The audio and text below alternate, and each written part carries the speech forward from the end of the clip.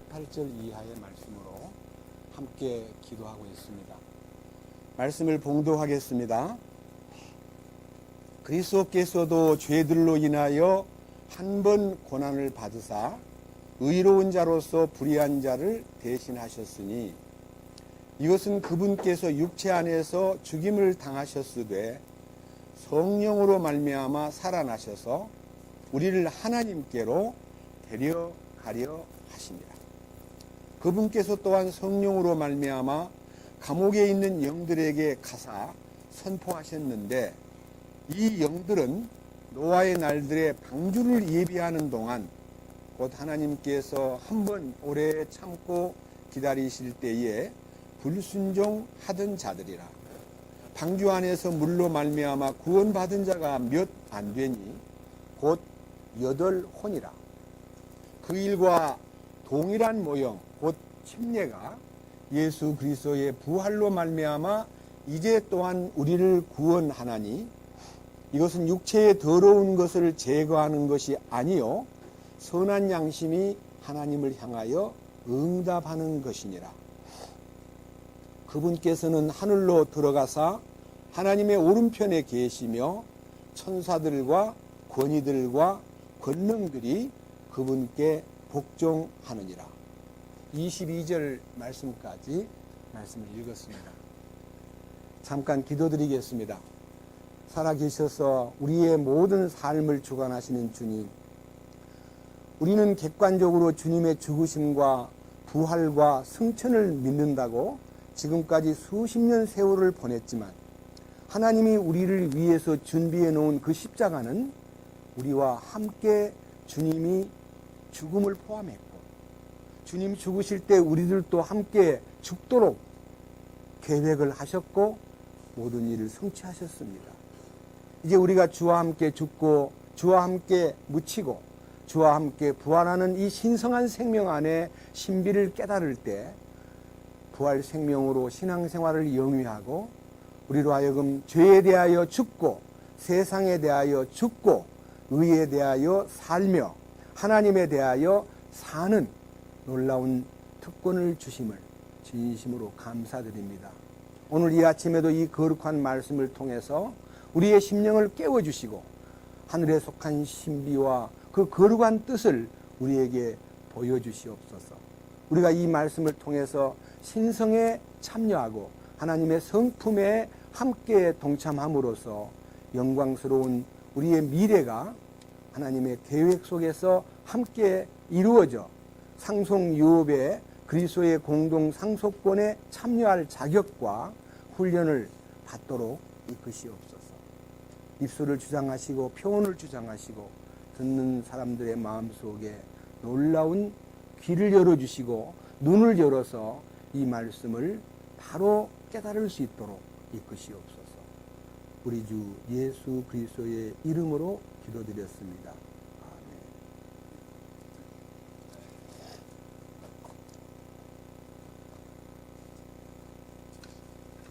오늘 읽은 이 말씀 중에서 오늘은 29번째 강좌에 들어가는데 21절에 그 일과 동일한 모형 곧 침례가 예수 그리스도의 부활로 말미암아 이제 또한 우리를 구원하나니 이것은 육체의 더러운 것을 제거하는 것이 아니요 선한 양심이 하나님을 향하여 응답하는 것이니라. 여기에서 선한 양심이 하나님을 향하여 응답하는 것이라. 오늘은 이 말씀을 주제로 해서 선한 양심이 하나님을 향하여 응답한다는 것이 무엇이며 그 결과로 하나님께서 우리에게 무엇을 주시는가에 대한 이 축복을 함께 말씀을 통해서 살펴보겠습니다. 제가 이 선한 양심이 하나님을 향하여 찾아간다고 하는 이 말씀을 여러 성경에서 대조를 해보니까 지금 우리가 읽은 이 흥정역에서는 선한 양심이 하나님을 향하여 응답한다, answer한다 라고 되어 있습니다. 그런데 개역 성경이나 새 번역에는요, 그러니까 지금 우리가 평소에 많이 읽었던 개역 성경과 새 번역에는 선한 양심이 하나님을 향하여 찾아가는 것이라 이렇게 되어 있습니다. 그리고 공동 번역에는 깨끗한 양심으로 살겠다고 하나님에게 서약하는 것이라. 이 서약한다는 단어는 answer라는 단어와 달리 영어로는요 pledge라고 되어 있습니다. 그리고 NIV에도 선한 양심이 하나님을 향하여 서약한다, pledge한다 이렇게 되어 있습니다. 그러니까요 선한 양심이 하나님을 향해서 교신을 하기 시작하면요 육체의 더러운 것이 제거됩니다. 놀라운 일입니다. 그래서 이 성경에서 말하는 선한 양심이 무엇이냐? 침례를 통해서 여기 노아 홍수 때 모든 사람이 다 홍수에 휩쓸려서 죽었는데 방주 안에 들어갔던 노아의 식구들만 구원을 받았다. 이 구원을 받은 모형이 21절에서 방금 읽었던 본문 내용대로 바로 그것은 노아의 사건과 동일한 모형은 침례다. 그리스도인들이 침례를 통해서 바로 그리스도의 부활로 말미암아 우리가 이제 우리를 구원해 주시는 표라 그랬는데 이 구원해 주신 표라는 말이 선한 양심이 작동하기 시작한다는 뜻입니다. 그래서 성경에 있는 이 선한 양심이 무엇인가를 우리가 말씀에서 적용해 보기 위해서 선한 양심의 반대의 상황을 한번 생각해 보겠습니다. 히브리서 10장을 보겠습니다. 앞으로 몇 장 넘기면 히브리서 10장이 있습니다.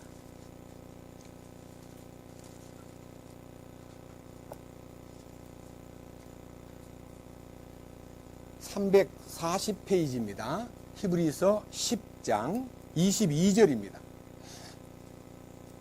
우리 마음이 뿌림을 받아 악한 양심으로부터 벗어났고, 여기에 대조적인 표가 있습니다. 선한 양심 하는 이 단어하고 지금 읽은 악한 양심이라는 단어가 있습니다. 사람에게는 다 양심이 있습니다. 그런데 선한 양심과 악한 양심이 이렇게 딱 마주서 있습니다. 자, 봅니다. 다시 22절. 우리 마음이 뿌림을 받아 악한 양심으로부터 벗어났고. 그러면요, 이 선한 양심은 하나님께서 주장하시는 양심이고, 이 악한 양심은 사탄이 주장하는 양심입니다. 그러니까 사탄이 주장하는 악한 양심에서부터 벗어남으로 말미암아 선한 양심 안으로 들어가는 것입니다. 자, 보십시오.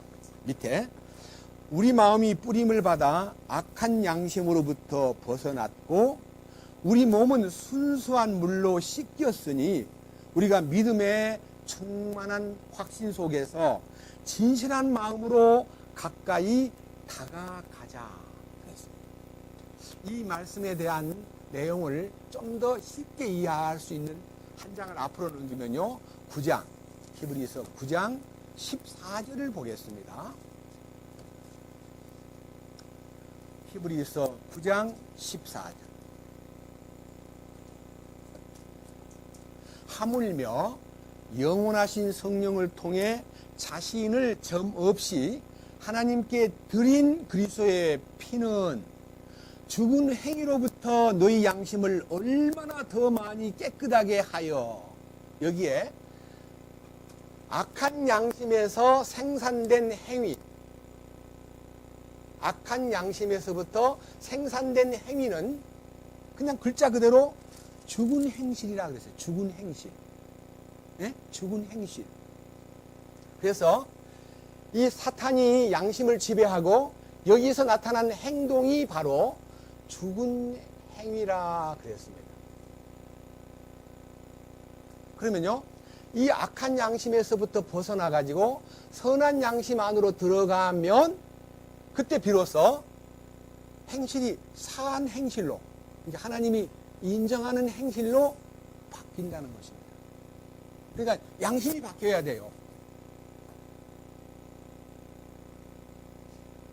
양심이 어떻게 바뀌지?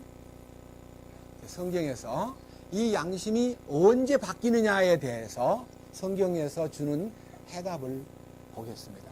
이 선한 양심과 악한 양심의 이 대조를 염두에 두고 선한 양심이 하나님을 향하여 찾아간다는 말과 선한 양심이 하나님을 향하여 answer, 응답한다는 말이요 실제가 돼야 됩니다.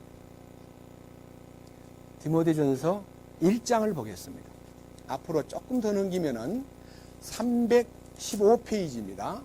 디모데전서 1장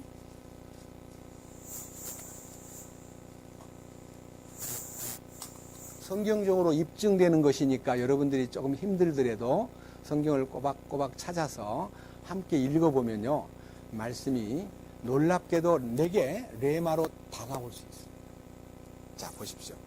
1장 5절 이제 명령의 목적은 순수한 마음과 선한 양심과 거짓이 없는 믿음에서 나오는 사랑이거늘. 이 성경을 제대로 읽으려면요 거짓이 없는 믿음에서 나타난 사랑으로 말미암아 이 사랑이라는 단어가 원문에 아가페라고 되어 있습니다. 러브가 아니고 charity입니다. charity.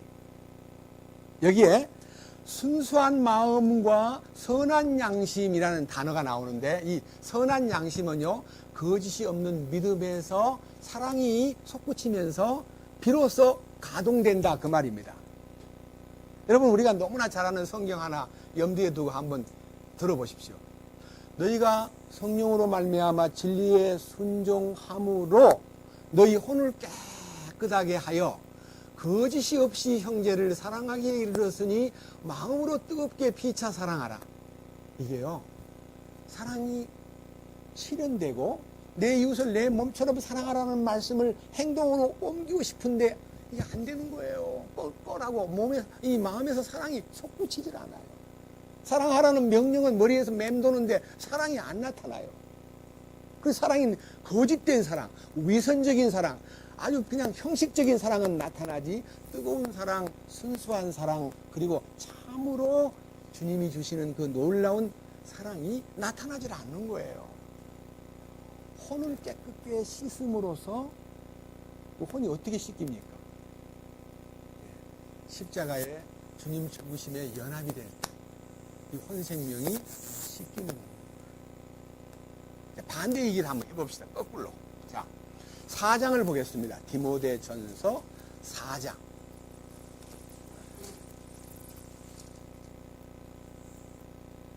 1절. 아주 놀라운 얘기입니다. 4장 1절. 이제 성령께서 분명히 말씀하시기를 마지막 때에 어떤 사람들이 믿음에서 떠나 유혹하는 영들과 마귀들의 교리들의 주의를 기울이리라 하시는데 마지막 때가 되면 지금 우리 역사 속에서 지금 이게 나타나고 있습니다. 우리 주변에 지금 열심히 참 같이 형제자매라고 부르고 참으로 귀하게 생각하고 함께 간증을 나누고 함께 밤샘도 하고 함께 전도여행도 떠나던 사람들이 최근에 아주 가까운 최근에 여호와 증인으로 넘어간 사람도 있고 또 신천지로 들어간 사람이 수두룩합니다.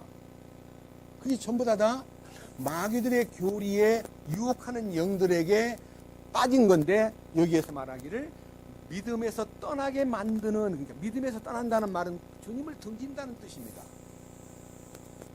그 다음 보십시오. 2절 이들은 위선으로 거짓말을 하며 여러분 신천지 다니는 사람 거짓말 너무 잘합니다. 제가 신천지를 폄하하는 거 아닙니다. 그 안에 있는 사람들이 거짓말을 밥 먹듯이 해요. 그리고 사람들을 꼬셔요. 그러니까 거짓말을 자기 것으로 하고 위선으로 거짓말을 하며 자기 양심이 어떻게 되어버렸습니까? 뜨거운 인두로 지지는 게 뭡니까? 소유권을요 소가 들판에서 풀 뜯어 먹는데 그 소를 내 소라고 표를 안 하니까 어떻게 해요? 인두를 뜨겁게 달고 가지고 내가 우리 소가 서시집 소라는 표시를 하면 내 이름을 딱 인두에다 발아가지고 불에다 치져가지고요 소 등떠리에다가 빡 이거 소유권 표시입니다.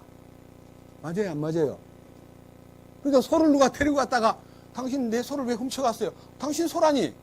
등떠리에 있는 거 보시오. 여기 뒤에가 딱 내 이름이 붙어 있어요. 그건 소유권, 인도로 지졌다는 말은요, 소유권 표시예요.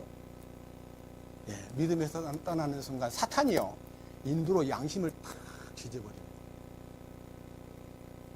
여러분, 그런데 양심은요, 믿지 않는 사람에게도 양심의 가동이 됩니다. 이번에 롯데 부회장이 죽었어요. 그 사람 왜 죽었을까요? 자살해 죽었는데 오늘 아침에 이제 법정에 가서 조사받는다니까 밤에 고민하다가 아침 새벽인지 뭐 몇 시인지 몰라도 나무에 넥타이 메고 자살했는데 대부분 다 양심의 문제와 관계가 있습니다. 말을 하자니 이 회사가 망가질 것 같고 말을 안 하자니 다 드러나가지고 막 증거를 대면은 꼼짝없이 당하니까 아휴 죽자. 양심에서 죽자는 생각이 들므로 사랑하는 아내나 자식을 버리고 세상의 모든 명예를 다 던져버리고 죽는 일이 있는데 그것도 일종의 양심의 문제이기도 합니다. 여러분 요한복음 8장에요. 어떤 여자가 간음하다가 붙들렸는데 예수님이 그 사람들에게 시험 대상으로 여봐 죽이지 말고 죽이도 마땅하게 죽어야 되는데 예수님한테 끌고 가가지고 물어보자고. 예수님이 잘못 대답하면 예수님을 죽이자고. 이렇게 묻자고. 간음하다가 잡힌 여자를 성경에는 죽이라 그랬는데 당신 생각은 어떠시오? 라고 물었다가 안돼 죽이지 마시오 하면은 율법을 어긴 자로 예수님을 죽여야 되고, 죽이시오 하면 아이고 뭐 구원하러 왔다는 사람 아무 힘도 없네 하고 예수님을 올가매기 위해서 그 간음하다가 잡힌 여자를 끌고 가서 예수님 앞에 세워놓고 이 여자 이렇게 죄를 짓다가 현장에서 잡혔는데 율법에 이르기를 죽이라 그랬습니다. 당신 생각은 어떠시오? 할 때 예수님이 땅에다가 이 글을 쓰시면서 무슨 글을 썼는지 몰라요. 너희 가운데 죄 없는 사람이 이 여자를 돌로 쳐라. 너희 가운데 죄 없는 사람이 이 여자를 돌로 쳐라는 순간에 창조주의 강한 음성이 양심을 두들겨 가지고요. 그들이 막 양심이 막 흔들리기 시작합니다. 야, 죄가 떠오릅니다. 나도 죽어야 마땅한 놈인데 어떡하지? 들었던 돌들을요 다 여자한테 던지려고 들고 있던 돌들을 다 땅에다가 내려놓고 사라져 버렸습니다. 예수님은 다시 땅에다 글을 쓰고 계시다가 다시 고개를 들고 여자를 보고 묻습니다. 너를 친 자가 아무도 없느냐? 1대1로 예수님과 그 여자만 있는 거예요. 다 사라져버리고 길바닥에 돌만 쫙 깔려 있습니다. 요한복음 8장 봅시다.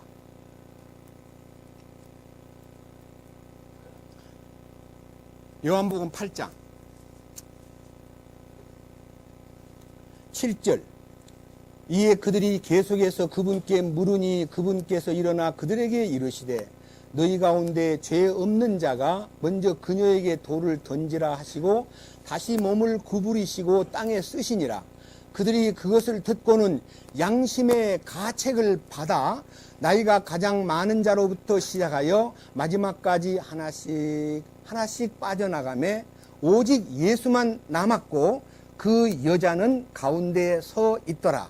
예수님께서 일어나사 그 여자의 외에는 아무도 없음을 보시고 그녀에게 이르시되 여자여 너를 고소하던 그 자들이 어디 있느냐? 아무도 너를 정죄하지 아니하였느냐 하시니 그녀가 이르되 주여 아무도 하지 아니하였나이다 하매 예수님께서 그녀에게 이르시되 나도 너를 정죄하지 아니하노니 가서 다시는 죄를 짓지 말라 하시니라.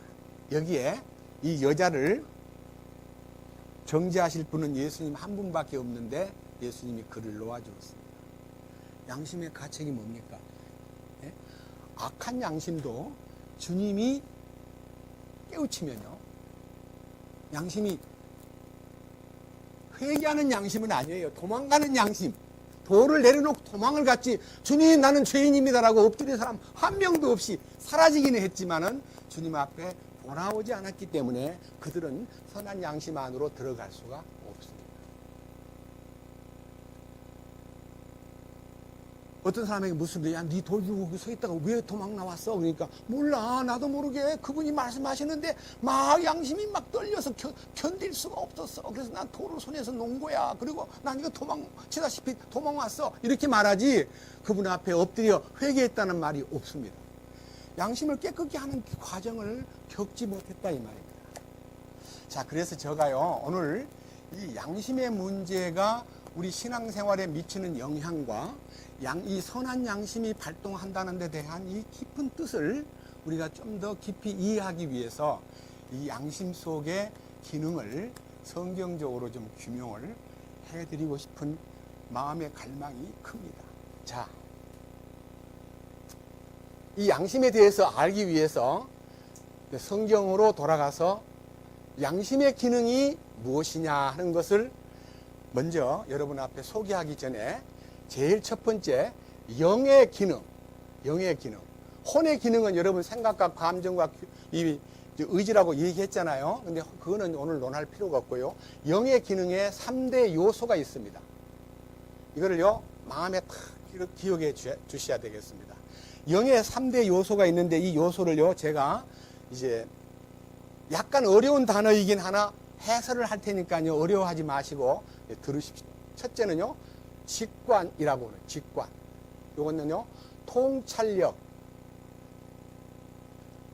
혹은 하나님 말씀에 대한 이해력. 그러니까요, 영이 해방되면, 이제 생명의 성령의 법에 의해서요, 죄와 사망의 법에서 딱 벗어나면요, 놀랍도록 이 소위 말하는 직관, 아주 예민한 센서가 말씀에 대한 통찰력과 말씀에 대한 이해력, 그러니까 말씀을 흡수하는 힘이 생기는 겁니다. 이게 직관이에요. 이걸 영어에서는요,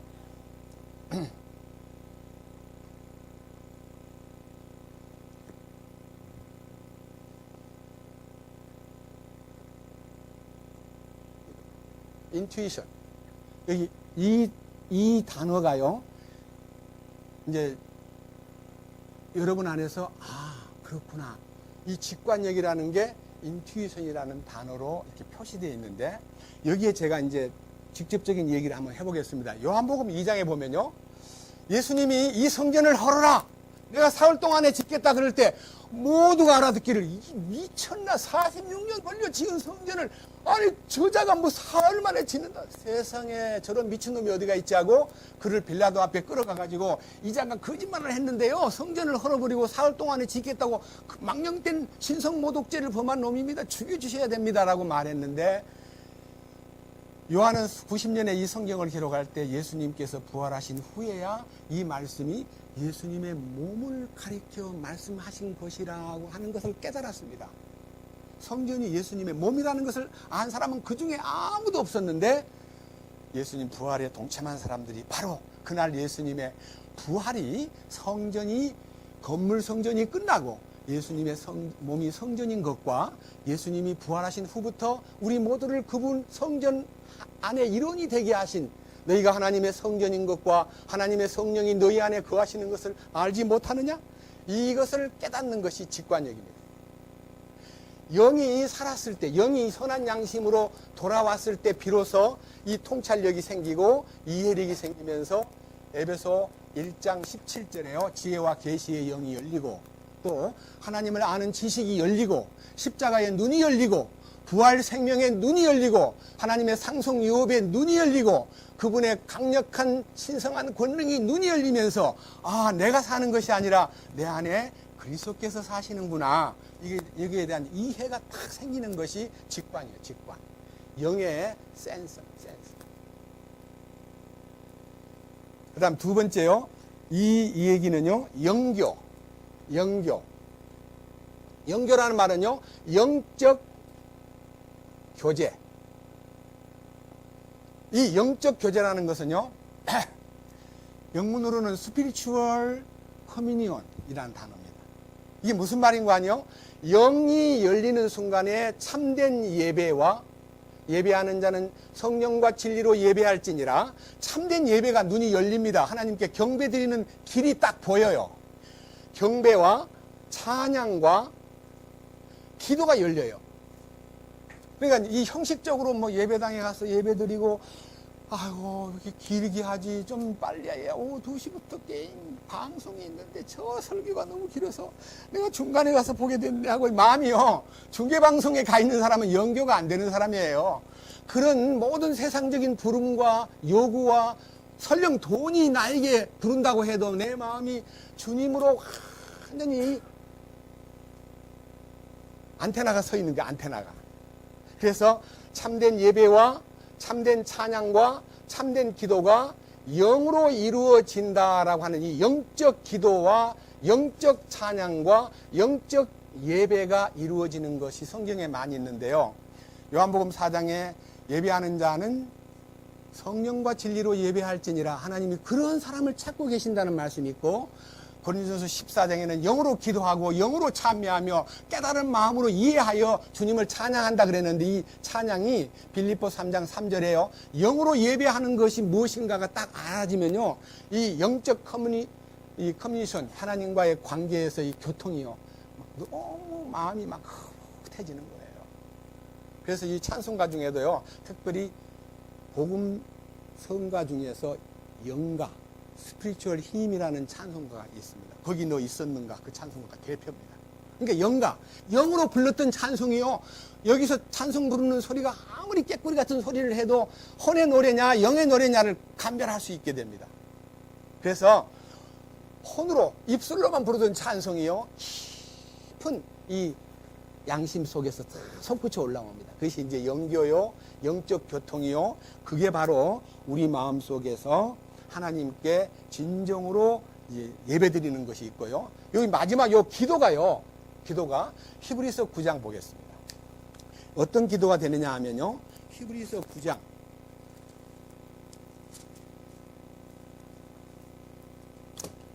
3절, 히브리서 9장 3절입니다. 읽겠습니다. 둘째 휘장 뒤에 있는 성막은 지성소라 불리느니라. 거기에는 금향로와 돌아가며 금으로 입힌 언약궤가 있었고, 이 궤 속에는 만나를 담은 금항아리와 아론의 쌍난 막대기와 언약의 돌판들이 있었으며, 이 궤 위에는 궁율의 자리를 덮는 영광의 그룹들이 있었는데, 이것들에 관하여는 우리가 지금 낱낱이 말할 수 없노라. 낱낱이 말할 수 없지만요, 제가 이제 한 부분만 얘기하겠습니다. 무슨 말인 거 아니요? 이 그림을 지우겠습니다. 마지막 하나 남았는데요. 자,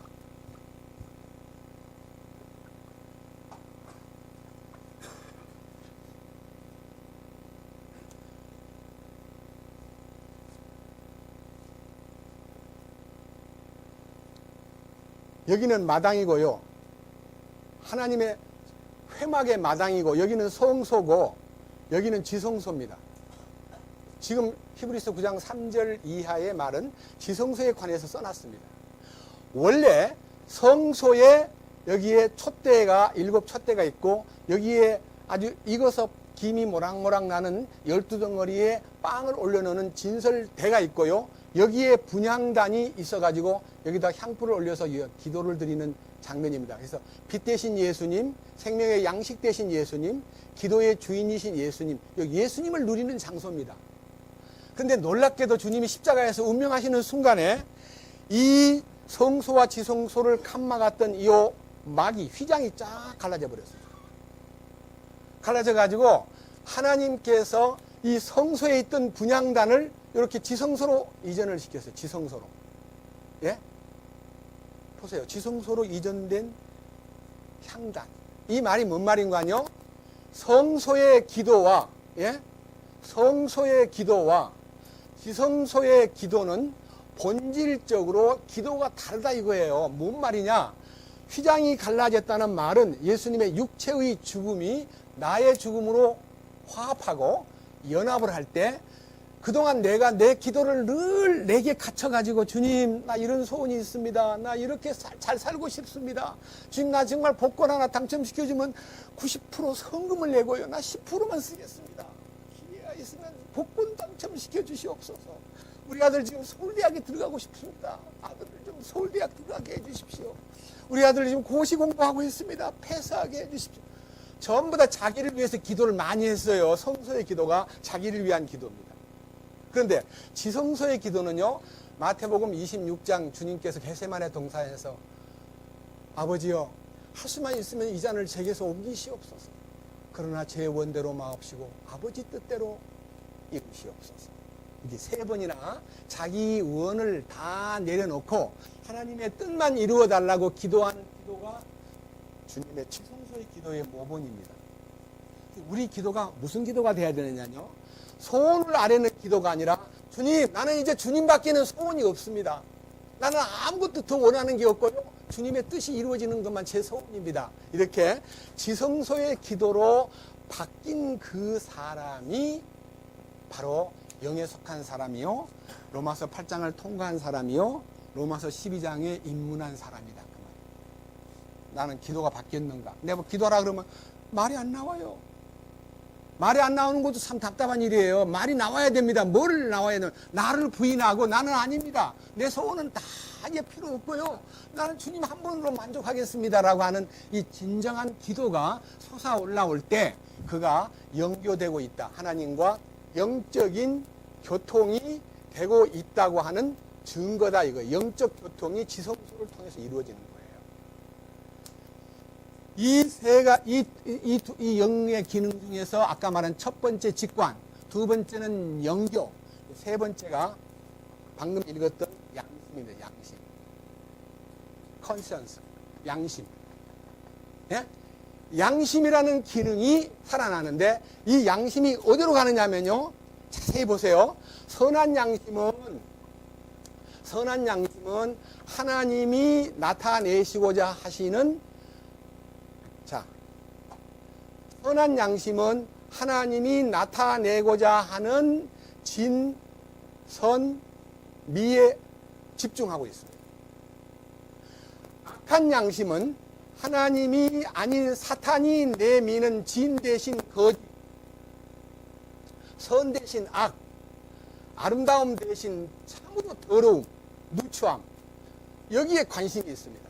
그러니까요, 이 악한 양심은요, 뭐가 이익이 온다, 나에게 뭔가 보탬이 된다 싶으면 거짓말을 하든 악한 방법을 쓰든 더럽고 유치하게 되든 상관없이 막 목적을 위해서 막 행동하는 양심이 악한 양심, 사탄에게 속한 양심인데요. 선한 양심이 침례를 통해서 내가 주님과 함께 연합해서 죽음에 일치하고 그 부활에 일치했다는 사실에 눈을 뜨고 나면요, 이 마음에서 어떤 이득이 오고 어떤 나에게 인간적인 명예를 얻는다고 해도요, 무조건 이 악한 양심에서 거짓과 악에 대하여 더러운 것에 대하여 진실로 노라고 말하게 되고, 선한 양심은 하나님의 이끄심에 참되심과 선하심과 미쁘심에 대해서 무조건 예스가 나오는 거예요. 이게 이제 응답이에요. 하나님의 진섭리에 대해서 응답이 딱 나오는 거예요. 예, 앤서가 맞습니다. 딱 그걸 따라가겠습니다. 나 손해봐도 좋습니다. 죽어도 괜찮아요. 주님만 따르겠습니다 하는 이 선한 양심의 기능이 진선미를 추구하고, 악한 양심은 거짓과 악과 그 다음에 더러움을 추구한다. 그것입니다. 제가요, 너무너무 중요하기 때문에 사례를 적었는데 이거 원고를 보고 하려니까 눈이 안 맞았어요. 기도하다가 이게 만들었는데 이걸 같이 한번 보십시다. 자.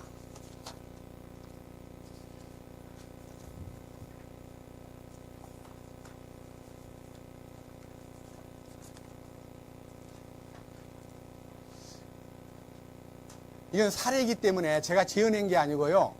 제가 일주일 동안 기도하면서 실제로 들은 간증과 여러 사람들의 이 얘기를 종합해가지고 만든 겁니다. 깊이 기도하는 마음으로 한번 같이 낭독하겠습니다. 부족합니까? 여기는 안 좋습니다. 부족한 사람? 어디가 또 부족해요? 2개?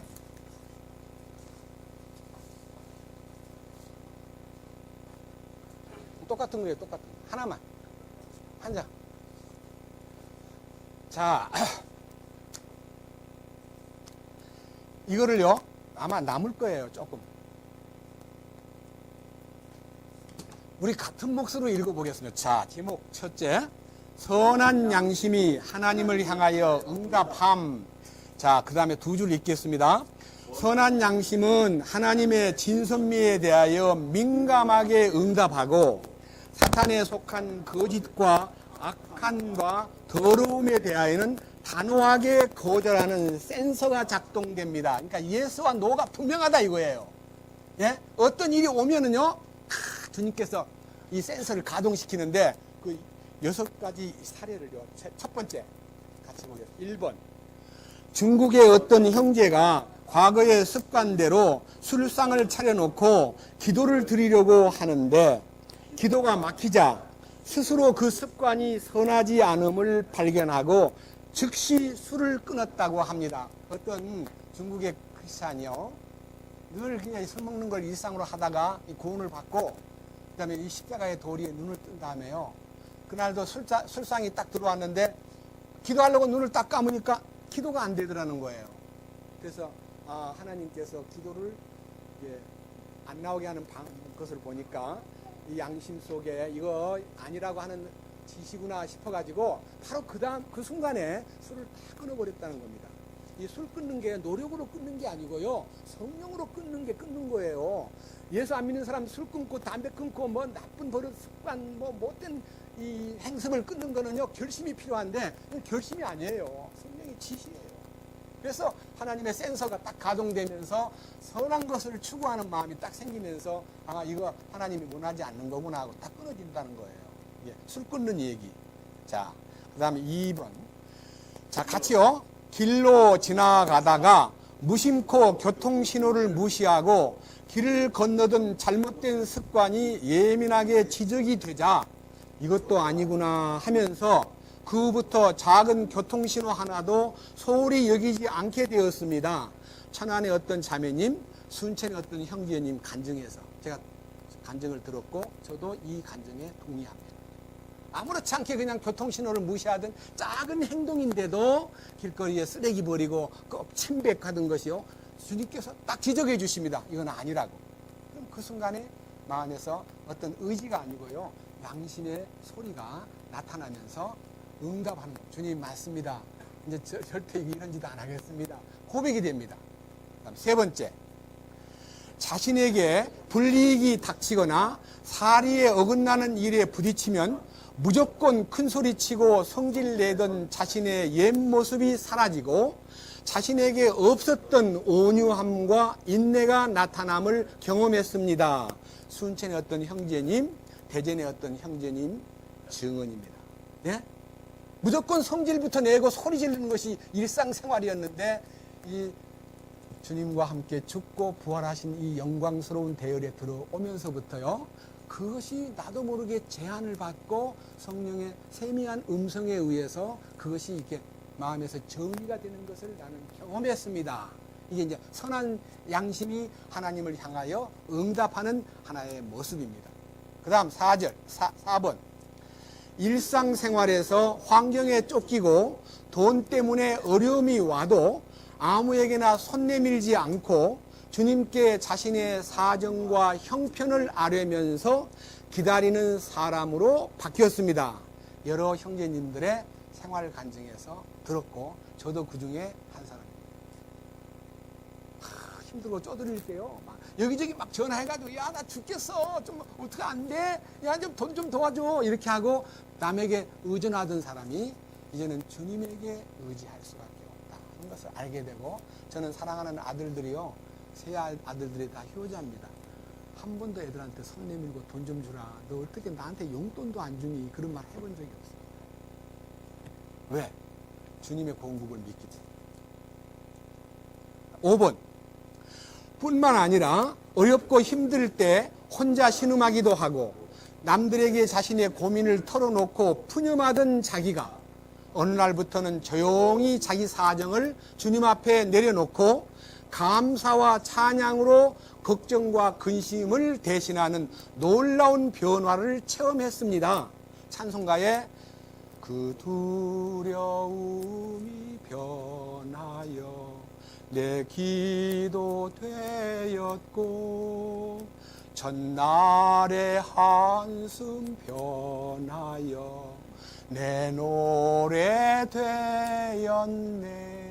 이 찬송가가 바로 나의 찬송이 되었다는 것입니다.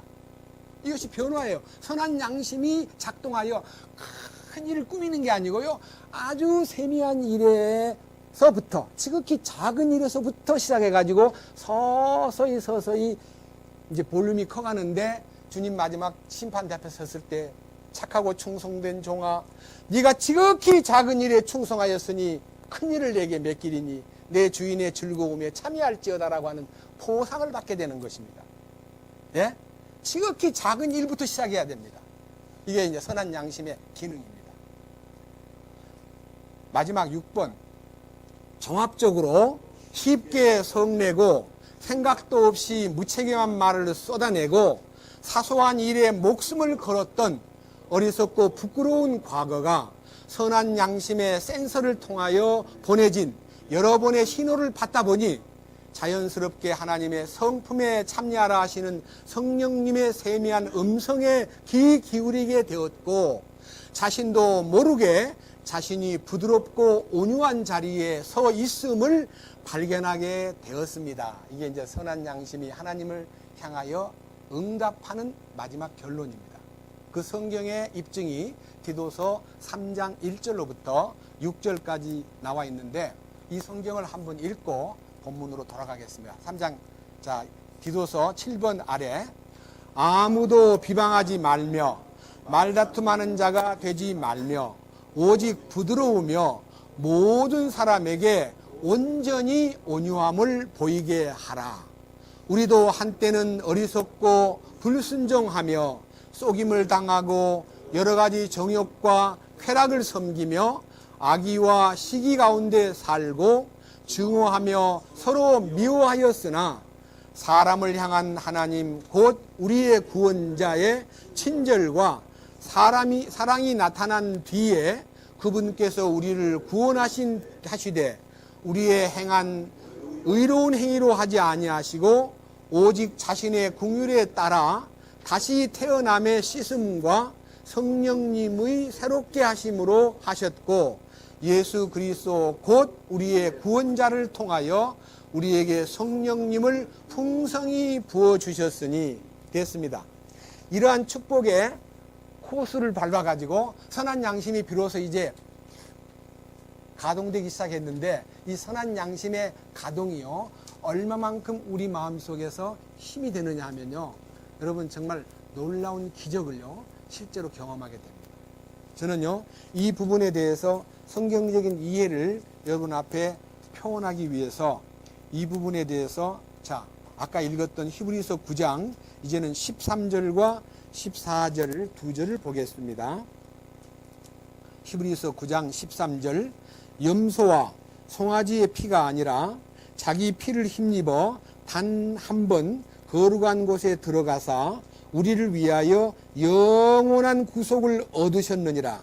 이 말씀은요 옛날에는 짐승을 잡아가지고 번제를 드리거나 또 속죄제를 드리기 위해서 제단에 피를 뿌리는 일을 했지만요 예수님 자신이 갈보리 십자가에서 운명하실 때 그냥 그 현장에서 죽은 것으로 끝난 게 아니라요 자신이 영적으로 자기 피를 가지고 하늘 지성소에 들어가서 하나님의 면전에다가 피를 뿌렸습니다. 우리는 보지 못했습니다. 그러니까 지성소에 들어가서 1년에 한 번씩 대제사장이 피를 뿌릴 때 모든 백성들은 마당에 서 있고 그 지성소 안에 들어가 가지고 뿌린 대제사장의 옷깃에 방울이 줄줄 달려요. 이 옷 여러 부분에 제사장이 움직이면 방울 소리가 납니다. 근데 더군다나 이 피를 들고 가서 제단 네 뿔에다가 7번씩 피를 뿌리니까요 찰랑찰랑하는 소리가 이제 바깥에 들렸습니다. 아 나를 위해서 영원한 속죄를 이루시는 피를 뿌리시고 계시는구나 하고 그 소리를 듣고 마음의 감사를 느끼는 것이 우리들이 갖고 있는 일상적인 모습이었듯이 예수님이 지성소에 들어가서 우리를 위해서 흘린 피에 대한 그 피뿌림이 우리는 소리를 듣게 되는 거예요. 이 소리가요 가스펠입니다. 가스펠이란 말은요 하나님의 말씀이란 뜻입니다. 말씀을 통해서 음성을 듣습니다. 피 뿌리는 음성. 그 다음 보십시오. 14절. 하물며 영원하신 성령을 통해 자신을 점없이 하나님께 드린 그리스도의 피는 그러니까요 하나님 앞에 뿌린 그 피는 죽은 행위로부터 너희 양심을 얼마나 더 많이 깨끗하게 하여 살아계신 하나님을 섬기게 못하겠느냐. 그러니까요, 우리가 악한 양심으로는 사탄을 섬겼는데요, 선한 양심이 시작되면요, 하나님 섬기는 길이 열린 거예요. 하나님을 섬기는 길이란 말은요, 하나님을 섬기는 첫 번째 예가 예배드리는 겁니다. 경배드리는 겁니다. 꼭 예배당에 와가지고 예배드리는 것만 예배가 아니고요, 어떤 상황에서도 주님에게 경배드리는 마음, 주님을 부르고, 주님 나는 아닙니다, 주님뿐입니다, 하루에 1000번을 불러도요, 늘 아쉬운 마음으로 주님을 부르는 생활이 경배드리는 생활이고요, 노래를 크게 안 불러도요, 마음의 노래들이 항상 운율로 나타나고 그분을 향한 마음의 노래가 나의 삶을 지배함으로써 내 마음이 주님을 향해서 기쁨이 넘치는 생활이 선한 양심이 깨어나서 하나님을 향하여 찾아가는 거요, 하나님을 향하여 응답하는 것입니다. 이제 앞으로 좀 넘겨가지고요, 고린도 후서를 보겠습니다. 고린도 후서, 이제는 1장을 보겠습니다. 268페이지입니다. 고린도 후서 1장 12절입니다. 양심의 활동이 어떻게 나타나는가를 잘 표현한 말씀입니다. 고린도 후서 1장 12절. 우리가 세상에서 생활할 때에, 이거는 이제 일상생활을 말하는 겁니다. 첫째, 단순함과 하나님께 속한 진실함으로 하였고, 그래서요, 세상에 속한 어떤 사업을 하든 인간관계를 맺든 병이 들어 병원을 가든 바쁜 일이 있어서 택시를 타든 어떤 환경에서도 주님과의 관계가 단순함과 그 다음에 두 번째는 하나님께 속한 진실함, 나의 진실 말고 하나님께서 공급해 주신 진실함으로 하였고, 육체의 지혜로 하지 아니하고 하나님의 은혜로 하였으며, 또 너희를 향하여는 더욱더 그리하였노니 이것은 우리의 기쁨이요 또 우리의 양심이 증언하는 바라. 이 양심하고 화합이 되는 생활을 하라는 겁니다. 양심과 하모니가 되는 생활 말하는 것도 양심에 걸림이 안 되고, 모든 삶에서 선한 양심이 나를 지켜보고 있기 때문에 하나님의 진선미에 포커스를 맞추고 그 삶을 살아내는 것이 진정한 신앙인의 자세다 하는 것을 가르쳐 주었습니다. 자, 그 다음 사도행전 24장을 보겠습니다. 사도 바울의 간증을 한번 들어보겠습니다. 사도행전 24장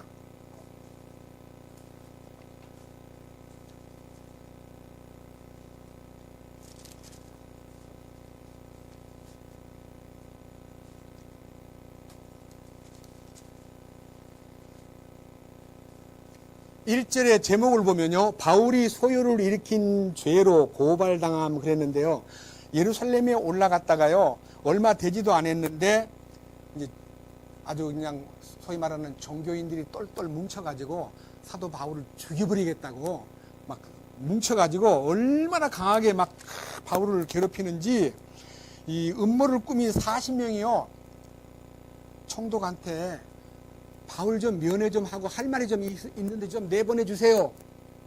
만약 딱 내보내면 아무 말도 말고 40명이 팍 검을 차고 있다가 찔러 죽여버리자, 이렇게 이제 음모를 꾸민 것을 천부장이 알고요, 그를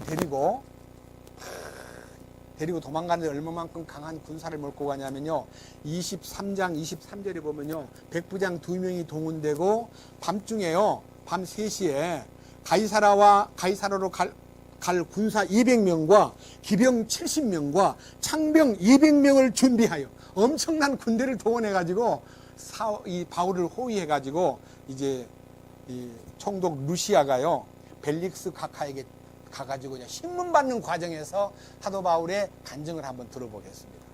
다 들어볼 수는 없고요, 10절부터 읽습니다. 자, 24장 10절.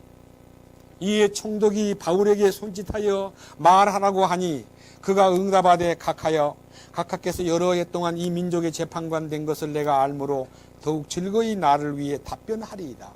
각하께서 이해하실 수 있는 바와 같이 내가 경배하러 예루살렘에 올라간 지 이제 겨우 12틀밖에 되지 않았나이다. 또 그들은 내가 성전에서 누구와 논쟁하거나 회당들이나 도시에서 사람들을 선동한 것을 보지 못하였으므로 지금 나를 고소하는 일들에 대하여 증거를 댈 수도 없나이다. 그러나 내가 이것을 각하에게 고백하오니 곧 나는 그들이 이단이라고 하는 그 길을 따라 내 조상들의 하나님께 그렇게 경배하고 율법과 대언자들의 글에 기록된 모든 것을 믿나이다. 또 그들도 스스로 인정하는 바와 하나님을 향한 소망을 내가 가졌으니 곧 죽은 자들의 부활, 즉 의로운 자들의 부활과 불의한 자들의 부활이 있으리라는 것이니이다. 이 말은요, 이 유대 종교의 바리새파들은 부활을 믿기 때문에 분명히 의인의 부활이 있고 죄인의 부활이 있는데, 의인의 부활은 상 받는 부활이고 죄인의 부활은 심판받는 부활인데, 이 두 개의 부활이 있다는 것을 나는 확실히 각하 앞에서 믿음을 고백합니다 라고 말해놓고 밑에 뭐라 그랬습니까? 놀라운 얘기가 나옵니다. 자, 16절. 이 소망 속에서 나는 하나님과 사람들을 향하여 양심에 실족하게 하는 일이 없도록 스스로 힘쓰나이다.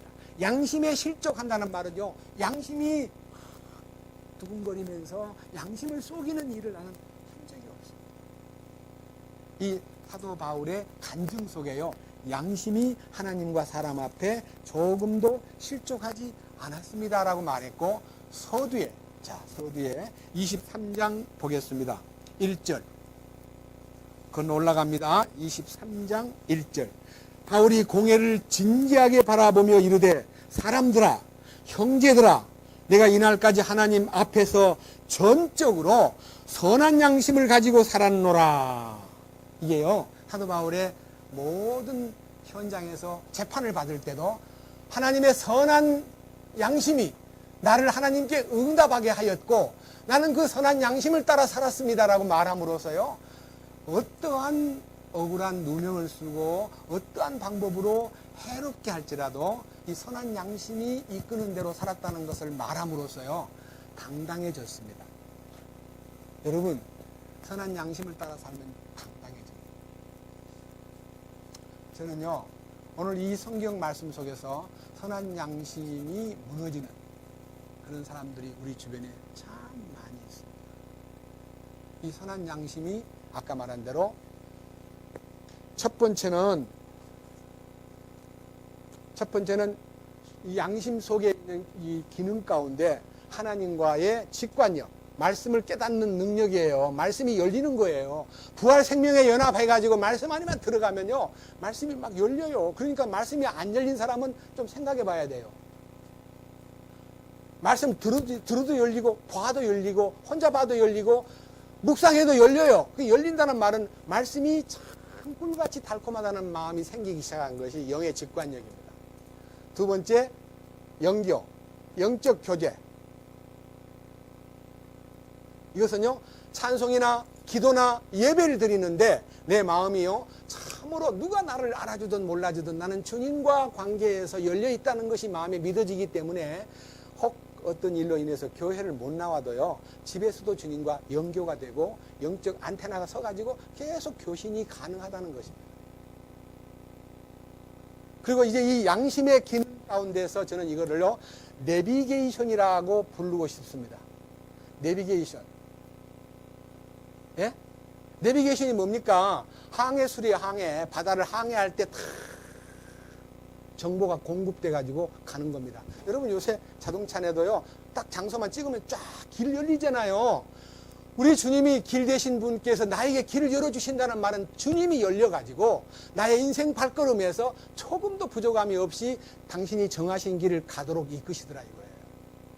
제가 분당을 한번 갔는데요, 현대자동차에서 산 소나타 내비게이션 이제 달고 장착된 걸 샀는데 5년 지났는데 길이 제가 가는데 논길로 가고 있는, 논길로 뭐 이런 게 다 있어 싶어가지고 현대에 가가지고 제가요, 너무 오래돼서 그런지 구버전인 것 같아요. 5년 전에 산 차가 한 번도 손을 안 봤는데도 고쳐주세요 그랬더니 그 사람이 껄껄껄 웃으면서 벌써요 2번이나 바뀌었습니다. 그 당신 논길로 간 집이 5년 전에, 이미 5년 안에요, 다 아파트가 들어서고 지금 그 지도가 인공위성에 다 올라가가지고 신버전을 달아드렸습니다. 드리겠습니다 하고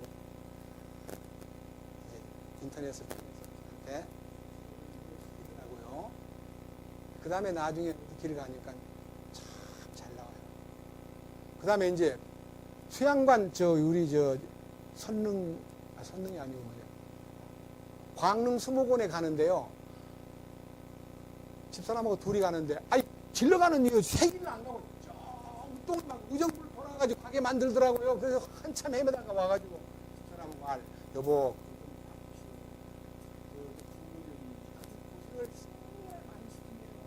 다음부터는 당신 그렇게 믿고 가지 말고 그냥 버리세요. 차라리 그냥 가세요. 맞습니다. 잘못 가르치면 헤매게 됩니다. 경험이 없어가지고 신버전을 갖지 않으면요, 여전히 인생길에도 고난이 있더라고요.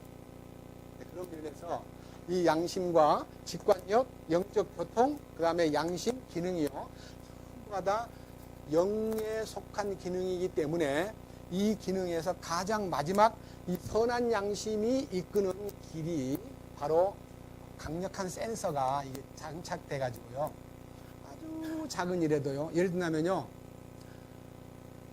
가장 친한 사람한테 말을 함부로 했습니다. 마음 아프게 만들었습니다. 그리고 돌아섭니다. 그럼 나중에 이렇게 변명합니다. 막 양심에서 뭐라 하면요, 오는 말이 고와야 가는 말이 곱지. 그런데 그 말에 뒤이어 성경에서는 악에게 지지 말고 선으로 악을 이기라. 이 원수가 줄이거든 먹을 것을 주고 목마르거든 마실 것을 주라. 그리 함으로써 그의 머리 위에 숯불을 넣는 것과 같으니라. 여보, 못 견디겠어. 너무 괴로워. 내가 아버지한테 함부로 말한 것이 너무 괴로워. 그래가지고 회개하는 거예요. 회개. 그 응답하는 것이 뭐냐면 여기 아까 고린도후서 1장 다시 봅니다. 어떻게 응답하느냐. 고린도후서 1장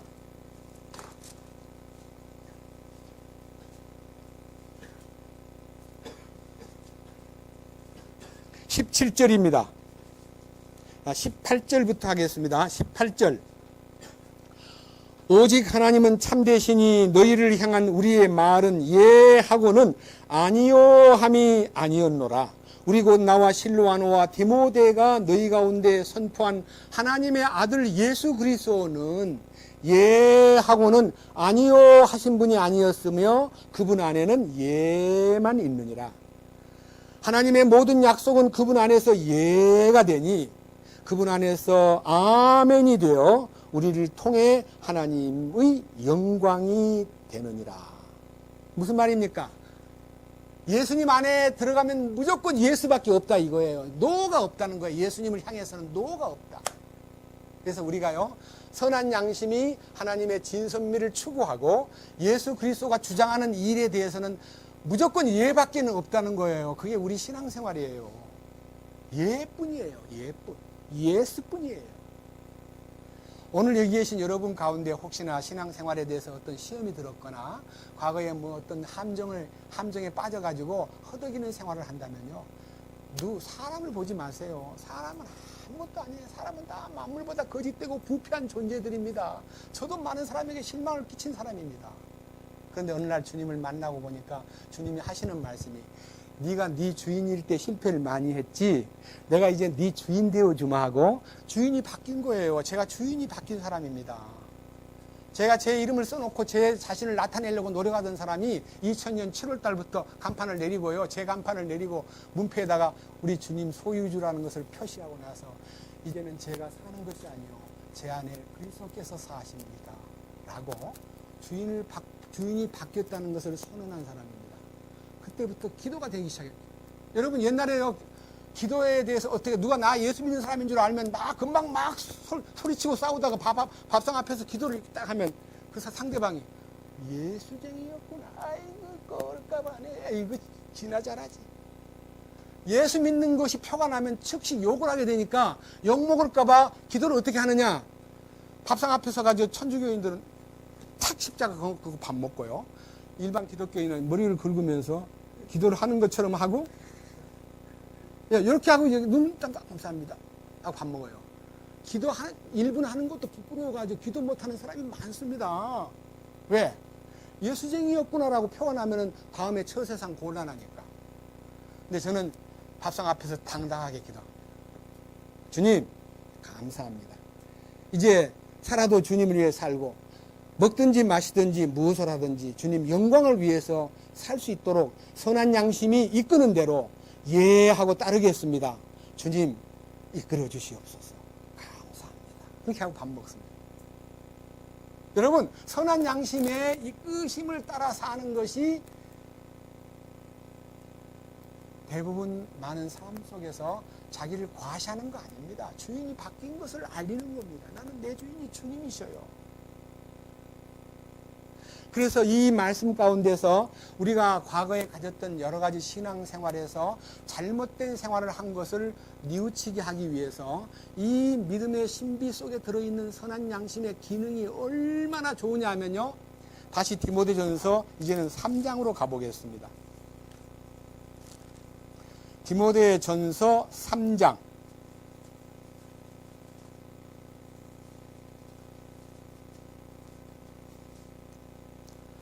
9절입니다. 디모데전서 3장 9절.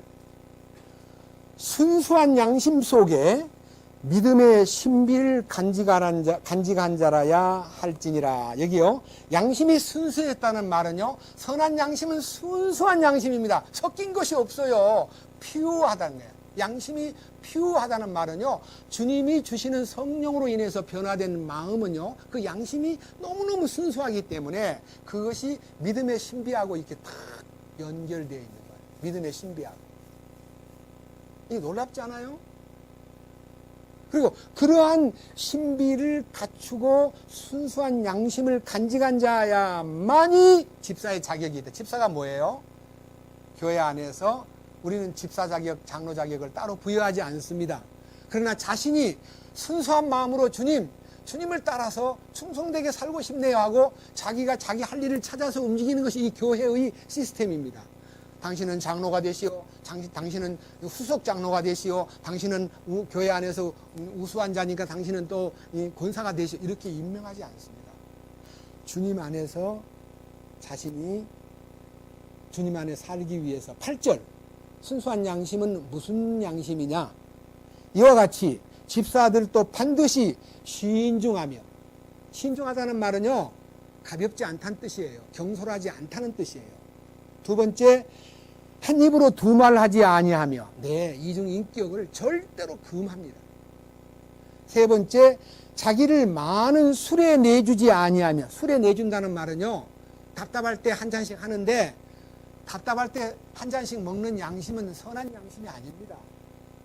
왜 답답한 걸 죽게 가져가야지 왜 술 앞에 가가지고 술아 나 좀 시원하게 해다오. 어떻게 술한테다가 의존합니까?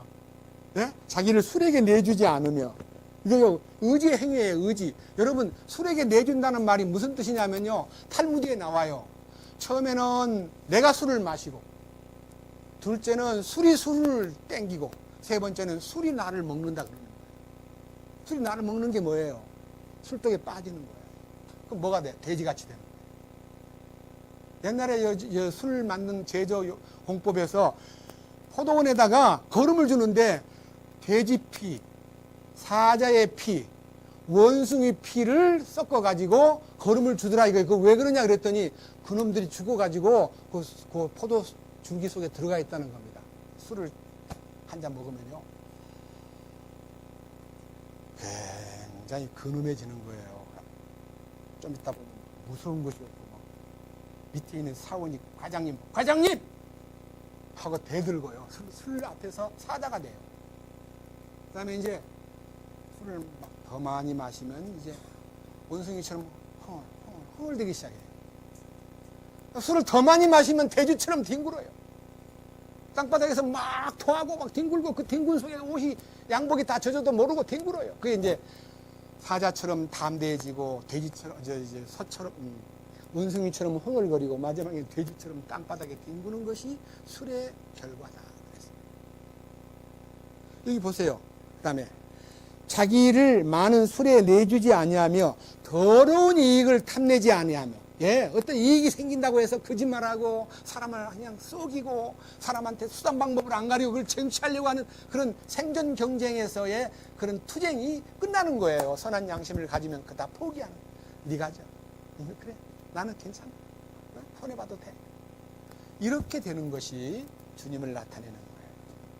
그래서 순수한 양심 속에 믿음의 신비를 간직하라 그랬고요.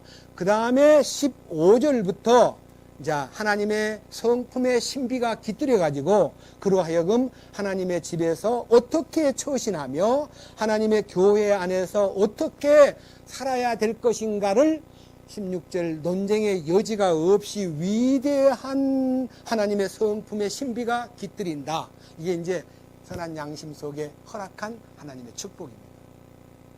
넘겨보세요.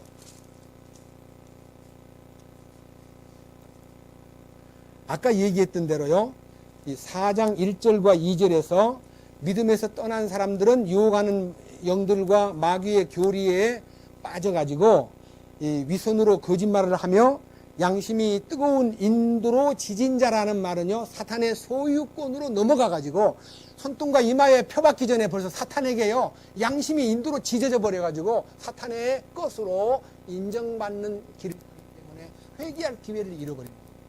그래서요, 이단에 빠진 사람들은 회개할 기회가 없기 때문에 한두 번 권고한 후에 멀리하라. 그 사람을 더 이상 상종하지 말라 그랬습니다. 왜? 악한 영이 들어와 있기 때문에. 저는요, 옛날 참 모임에서 굉장히 알아주던 몇 분들이요, 제 사무실을 찾아와가지고 저보고 불쌍하다고 이 신천지에 대해서 선생을 모시고 와가지고 저한테다가 자기가 말하려니까 말이 공하니까 그 사람 성경을 많이 하니까 한번 붙어보시오 해서 저하고 1대1로 붙여줬습니다. 저는요, 그 선생님에게 이렇게 질문했습니다. 제가요, 선생님에게 한 가지 더 질문하고 난 다음에 선생님이 답을 하면 말을 들을 거고 답을 못하면 제가 못 듣겠습니다. 그랬더니 뭐예요? 선생님, 거듭난 경험이 있습니까? 그러니까 움찔하더라고요. 그래서 거듭난 얘기를 좀 해주세요. 그럼 안 하면 제가 할게요. 여러분, 거듭나는 게 뭡니까? 구원받은 게 거듭나는 거 아니에요. 예? 거듭나지 아니하면 하늘 왕국을 볼 수도 없고, 거듭나지 않으면 하늘 왕국에 들어갈 수도 없다는 말은 죽어서 천국 못 간다 그 말 아닙니다. 살았을 때 왕국의 통치권자이신 주님을 만나게 되고 주님을 만남으로써 그 왕국의 통치권 속에서 사는 현재형을 얘기하는 것이지 미래의 죽은 다음에 갈 곳을 얘기하는 거 아닙니다. 제가 거듭난 얘기를 그분한테 해주면서 거듭난 간증을 바로 대답하시오 했더니 말을 못해요. 그래서 제가 그러면 그냥 가세요 그랬더니 테이프를 하나 주더라고요. 누구 테이프일까요? 신천지 테이프. 죄송하지만 저는 쓰레기통에 넣었습니다. 여러분, 성령으로 인도를 받지 않은 사람들이 무슨 사람들을 막 요한계시록 가지고 막 속이려고 대드는데, 요한계시록을 속이는 것 중에 여러분 이제 제일 목사들을 기가 막히게 속이는 것이 뭐예요? 해가 총담같이 검어지고 달빛이 핏빛같이 되며 별들이 하늘에서 떨어지리라 한데, 그걸 딱 펴놓고는 이 해와 달과 별들이 이렇게 떨어지고 총담같이 검어지는 거, 이거 뭐예요? 그랬더니 그러는데 하는 말이, 제가요 이미 알고 있었거든요. 이 사람들은요, 해는 누구냐면 목사고요, 달은 교회 재직들이고요, 별은 교인들이에요. 그러니까 교회가 망한다는 겁니다. 이 세상의 모든 교회가 다 망가져버리고 신천지만 우뚝 선다는 이 해석을 했습니다. 여러분, 주님이 천지를 창조하신 분이기 때문에 주님이 십자가에 못 박히실 때에 대낮에 못을 박았습니다. 주님이 원래 양 잡을 때는 해가 진 다음에 못을 박아야, 양을 잡아야 되는데 대낮에 못을 박으니까 3시간 만에 주님이 운명하시기 직전에요, 해가 빛을 잃어버렸습니다. 맞아요, 안 맞아요? 3시간 동안. 예수님이 하나님께 드려지는 순간에 3시간 동안은 사람에게 조롱받고 사람에게 많은 고통을 당하는 시간이고요, 3시간은 하나님과의 관계에서 은밀한 대화의 시간이기 때문에 정오가 되었을 때, 정오, 아침 9시 십자가에 못 박혀가지고 정오가 되었을 때 해가 완전히 빛을 잃어버리고, 그리고 그분은 완전한 칠흑 속에, 큰 어둠 속에 하나님과 대화하다가 그분이 운명하셨습니다. 무엇을 의미합니까? 창조주께서 인간의 몸을 입고 오셔가지고 십자가에 못 박힐 때도 자기가 만든 모든 자연계가요, 기능을 정지하고 하나님의 뜻을 이루기 위해서 어둠을 만들어가지고 그분이 유월절 어린 양으로 죽으셨고 그 결과로 인류를 죄에서 해방시킵니다. 그런 능력을 가지신 분이요, 아까 말한 대로 무슨 뭐 근거를 뭐라고 되는 거 아니? 요셉이 꿈을 꾸고 해와 달과 11별이 절했지요. 요셉이 그 절한 것이 태양이 절한 것도 아니고 달이 절한 것도 아니고 별이 절한 것도 아니고 아버지 어머니하고 11명의 형들이 절한 거예요. 그게 바로 영적 해석 방법이라 그렇게 딱 갖다 붙이면 사람들이 그 말이 맞네.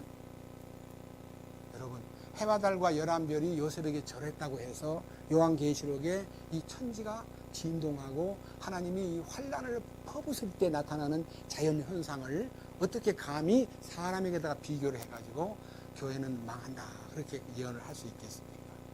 그런 아주 터무니없는 위선으로 거짓말을 지어낸 사람들의 얘기예요. 절대 현혹돼서는 안 됩니다. 나중에 이제 더 높은 선생님 모시고 온다 그래서 수고하지 마십시오. 저는 진리를 사모하고 사랑하고 사탄에게 꼬여 넘어져 있는 당신들이 너무 불쌍합니다. 다시 오지 마세요. 하고 거절했어요. 아는 분들입니다. 여러분들도 언젠가 누구에게로부터 생각도 못했던 유혹을 받을 수 있는 가능성이 없지 않아 있어요. 제가 오늘 이 선한 양심이 하나님을 향하여 찾아가는 이 부분에 대해서와 하나님을 향하여 응답하는 이 부분에 대해서 너무 중요한 부분이기 때문에 이 부분에 대해서 특별히 말씀을 드리고 마칠까 합니다.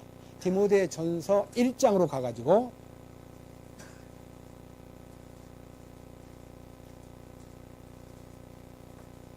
18절, 아들 디모데야, 전에 너에 관하여 주어진 대언들에 따라 내가 네게 이 책무를 주노니 곧 너는 그것들을 힘입어 선한 싸움을 싸우며. 그래서요, 사탄과의 싸움에는요, 너에 관하여 주어진 대언들에 따라서 너가 선한 싸움을 싸우라 그랬습니다. 그러니까요, 싸움은 말씀으로 싸워야지 말씀을 막 주장한다고 싸움을 잘하는 거 아닙니다.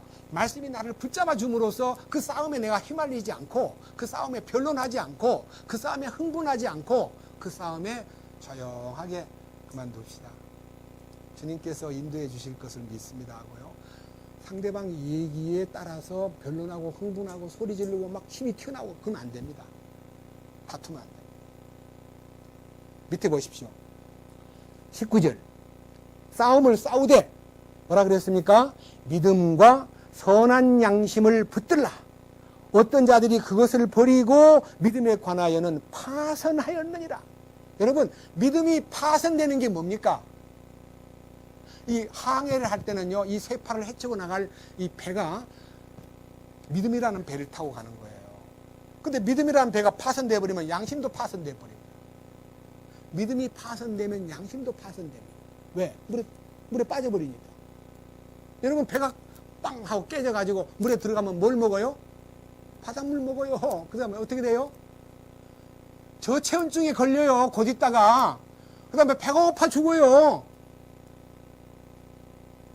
여러분, 실제 명단이 나와요. 명단 20절. 그 중에 후메네오와 알렉산더가 있는데 내가 그들을 사탄에게 넘겨준 것은 그들이 배워서 신성모독하지 못하게 하려 함이라. 여기에 후메네오와 알렉산더라는 이름까지 거명이 되었는데, 이 후메네오와 알렉산더 중에서요, 특별히 사도 바울이 경계한 사람에 대한 얘기를 하나 함으로써 이 알렉산더가 무슨 일을 했는가, 그렇게 해서 어떻게 교회를 해코지 했는가, 교회 나오다가 갑자기 안 나와가지고 바깥에 돌아다니면서 이 진리를 회방하는 무리에 후메네오와 알렉산더가 있는데, 알렉산더 얘기 하나를 들어보십시오. 양심이 파선되면 어떻게 가느냐. 자, 디모데 후서 4장을 보겠습니다.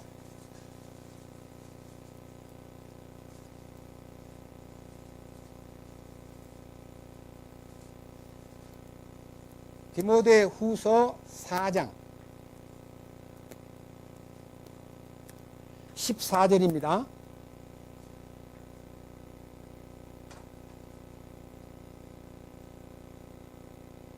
디모데 후서 4장 14절.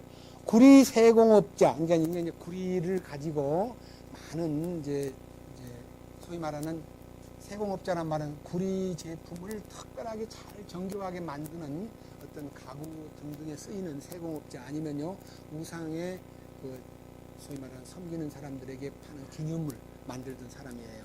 그가 알렉산더가 내게 많은 악을 행하였으니 주께서 그의 행위대로 그에게 갚으시기를 원하노라. 그러니까요 아무리 나쁘게 행동을 해도요 직접 싸우고 대들지 않고요 주님께서 심판하십시오 하고 주님의 권위에다가 위임을 했지, 자기가 교인들 보고 그 사람 만나지 마라, 그 사람 죽일 놈이다, 그 사람 악질이다 이렇게 욕을 해가지고 그 사람을 나쁜 방법으로 몰아붙이는 일은 안 해야 되는 거예요. 근데 우리들 주변에서 교회 나오다가 안 나오면 막 사정없이 나쁜 사람으로 몰아붙이고 상종 못할 인간으로 매도를 해버리고 욕을 해가지고 그 사람 나쁜 행동을 많이 한 것처럼 꾸며가지고 이제 절대 못 만나게 만들잖아요.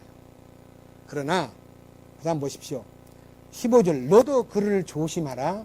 그가 우리의 말들을 크게 대적하였느니라. 여기에요.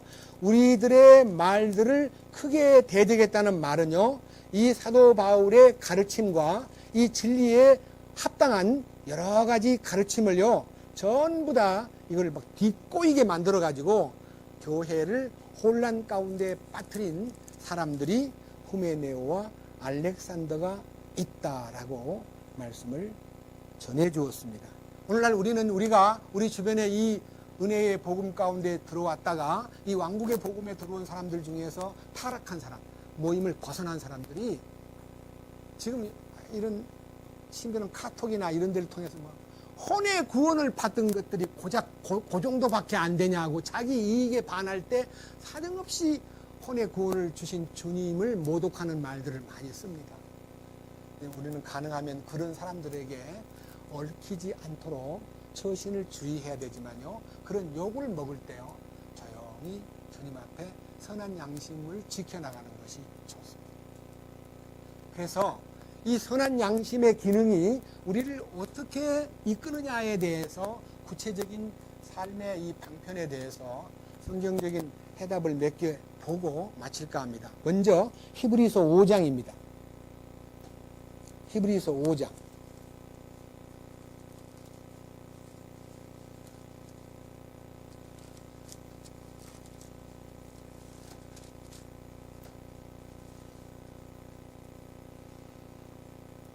(12절입니다) 시간으로 보건대 너희가 마땅히 가르치는 자가 되었어야 할 터이나 하나님의 말씀들의 첫째 기초 원리들을 남에게 다시 가르침을 받아야 할 필요가 너희에게 있나니 너희가 단단한 음식이 아니라 젖을 필요로 하는 자가 되었도다. 젖을 사용하는 자마다 갓난아이이므로 의의 말씀에 능숙하지 못하니라. 여기에요, 구원받은 지 오래된 걸로 알고 있는데 아직도 젖만 먹는 젖병든 신자, 그러니까요 맨날 설교에 의존해가지고 교회 가서 감상이나 하고 설교 듣고 오늘 무슨 말씀 들었습니까? 잘 모르겠던데 오늘도 뭐 그렇고 그렇지 뭐 할 말이 없는 사람, 이 예수를 믿고 구원받았다는 사람이 맨날 먹기는 젖만 먹고요 할 말이 없는 사람 되지 마라.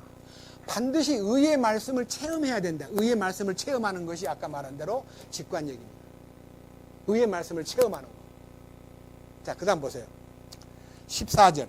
그러나 단단한 음식은 장성한 자들에게 속하나니 그들은 그것을 사용하여 자기 감각들을 단련시킴으로, 여기 감각은 영의 감각입니다. 영의 센스.